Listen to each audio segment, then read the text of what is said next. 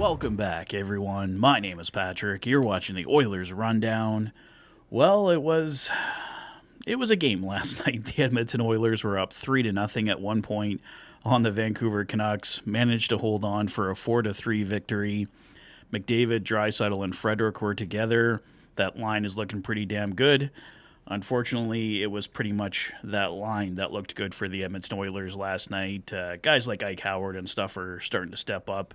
We're seeing more from them, which is good. But if the Oilers do want to stick with McDavid, Draisaitl, and Frederic as a line, keep those two nuclear weapons together, we're definitely going to need to see more from the bottom half of the lineup for this team. I mean, they didn't have all their weapons in the lineup. Guys like Savoy and stuff were sitting out, so we will see a much different team come October 8th against the Calgary Flames, but still, the point remains the Edmonton Oilers, if they're going to succeed with McDavid and Draisaitl together on the same line, definitely going to need to see more from the other lines. I get Chris Knobloch's point to give everyone else some more ice time because it's hard to do that when McDavid and Draisaitl are on separate lines, but at the same time, if they don't produce, then the Oilers are right back in the same predicament. So we'll see how that experiment goes and how long it lasts for, but last night was very successful in getting the Oilers a 4-3 victory over the Vancouver Canucks. Stuart Skinner looked a little shaky on a couple of the goals, so there was that, but the goaltending will always be a topic of conversation here in Oil Country, so it's preseason still, so like I said, I'm not going to get too worked up about it, but we'll see how the next few games here go for the Edmonton Oilers. I believe they got a couple games left on the road in the preseason before starting on Wednesday, October 8th against the Calgary Flames at Rogers Place. Last night, Oilers insider Tony Brouwer provided this update on Vasily Podkolzin. Head coach Chris Knobloch shared that Vasily Podkolzin can possibly rejoin group skates on Tuesday or Wednesday. He can maybe play Wednesday versus Seattle, but he will play for sure on Friday versus Vancouver. So Vasily Podkolzin coming back much sooner than I expected. I actually thought he would miss some time during the regular season, but he is on his way back to Edmonton, if not here already. So great to have Pods back.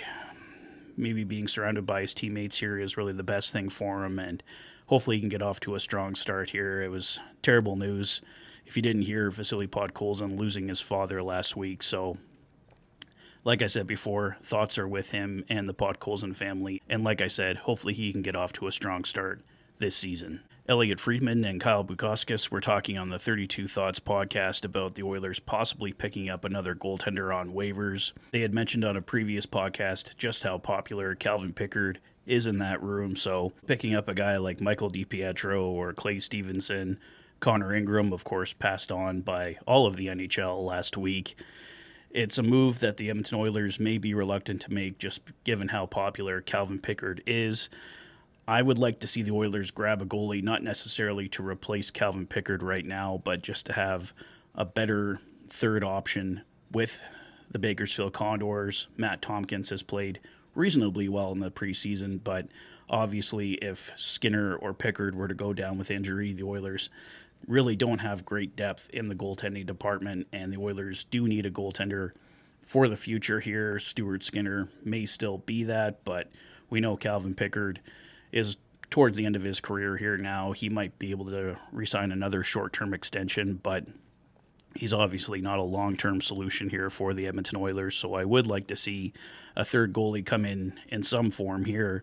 He doesn't necessarily have to replace Calvin Pickard. He can hopefully, if they can find a way, get him in Bakersfield, but I just would like some more depth there for the Edmonton Oilers in goal. So we'll see what happens here over the next week. There's going to be more goalies on waivers to pick up or possibly acquire through trade here for the Edmonton Oilers, so we'll see what happens, but that is the latest in the goaltending department. And lastly for today, the Edmonton Oilers provided the first look at their practice jersey for the new third alternate look. Looks fantastic. Like I said, I love the new third jersey.